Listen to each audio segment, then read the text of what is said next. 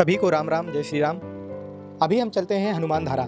ऐसी मान्यता है कि जब भगवान श्री राम बैकुंठ की ओर जाने लगे तभी हनुमान जी से कहा कि आप भी कुछ मांग लीजिए और तो मैं आपसे ऋण मुक्त हो जाऊंगा। तभी हनुमान जी ने कहा कि जब से लंका को मैंने जलाई है अपनी पूंछ से, तब से मेरी शरीर की गर्मी शांत नहीं होती। तो श्री राम ने कहा कि आप चित्रकूट चले जाइए, वहीं अपना निवास स्थान बनाइए। तो हनुमान जी चित्रकूट आ गए और चित्रकूट में हनुमान धारा नामक स्थान जो है वो हनुमान जी को समर्पित है। तो चलिए हनुमान धारा।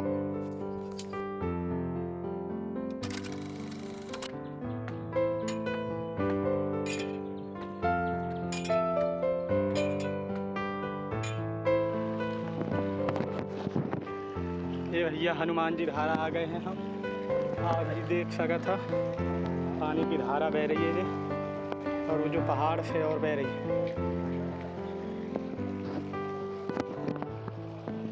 बड़ा अच्छा लग रहा है। देख रहे भी हो आप लोग, देखा जी।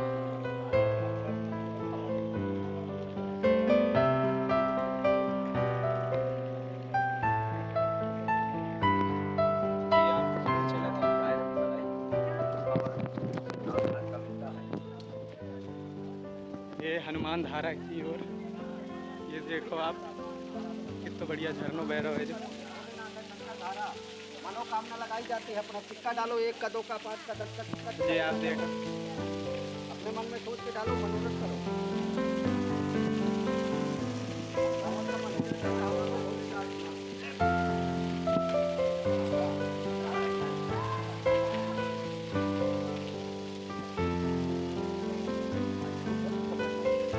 ये मनोकामना मान सकता।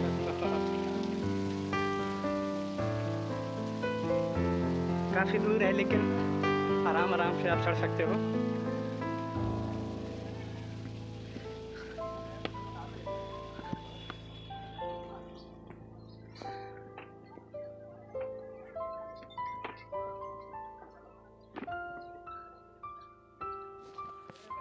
ये हनुमान धारा के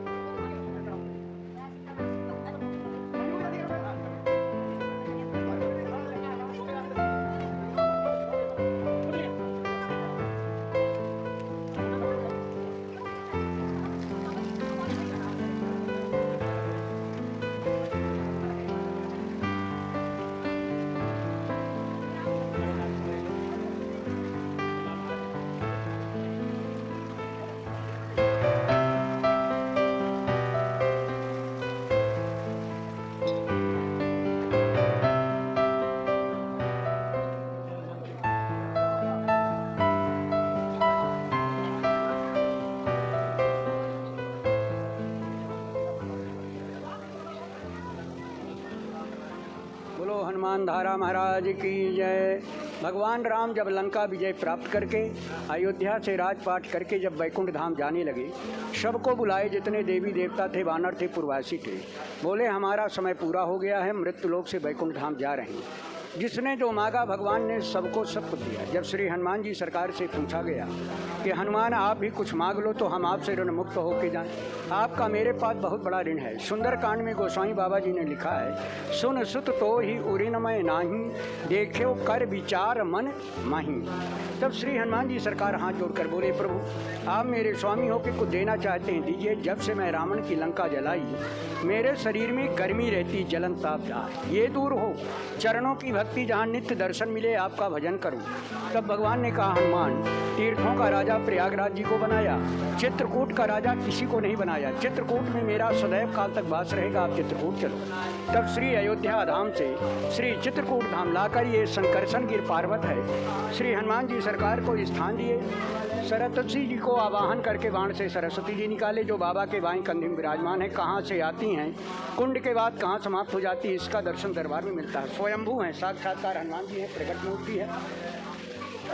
सरस्वती जी हनुमान जी सरकार की लंका में भी सहायता की, यहाँ तो कर ही रही। मेघनंद ने जब हनुमान जी सरकार को बंधक बनाकर रावण महाराज जी के पास ले जाया गया, दंड देने की बात आ गई। विभीषण जी पहुँच गए, बोले भैया ये दूत हैं, दूत का वध नहीं किया जाता, आप कोई दूसरा दंड सोचो। सुंदरकांड में वर्णन है, आन दंड कछु करिए गोसाई। रावण महाराज बोले कोई दंड में परिवर्तन नहीं। सरस्वती जी वहाँ सहायता कर दी।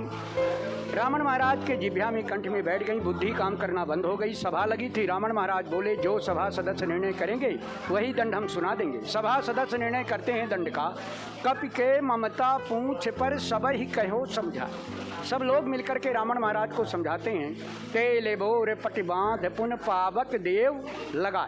हनुमान जी सरकार वहाँ मुस्कुराने लगे कि रावण महाराज अभी मृत्यु दंड की बात कर रहे थे, अब कह रहे हैं कि वानर पूंछ को बहुत मानता, उसके पूंछ में आग लगा दो, क्या ये मृत्यु दंड है? तुरंत समझ गए कि सरस्वती ने मेरी यहाँ सहायता की। रावण की बात में आके मुस्कुराने लगे। वचन सुनत कपि मन मुस्काना, भाई सहाय शारद में जाना। शारदा यानी सरस्वती सरकार की यहाँ भी सहायता की, लंका में भी। अब प्रश्न उठता है कि पूंछ को ही क्यों चुना गया कि पूंछ में आग लगा दो? क्या पूंछ में आग लगाना मृत्यु दंड है? गोस्वामी बाबा लिखते हैं, पूंछहीन बानर तब जाई।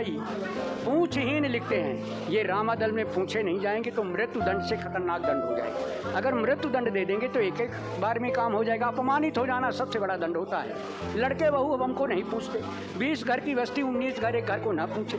भगवान ला के जब स्थान दिए, अपने हाथों से मर्यादा बनाए। पहली पूजा तेल सिंदूर, 250 ग्राम सिंदूर, 200 ml चमेली का तेल, बाबा का चोला चढ़ता है, भक्त चोला चढ़वाते हैं। 2.5 मीटर का लंगोटा विग्रह बड़ा है, 3 मीटर का झांगा, एक झंडा, देसी घी का रोट, गुड़, चना, फल, जनेऊ। भक्त आते हैं, अपनी पूजा करते हैं, मनोरथ करते हैं, मनवांछित फल प्राप्त करते हैं। बोलो हनुमान जी महाराज की जय, हनुमान धारा महाराज की जय।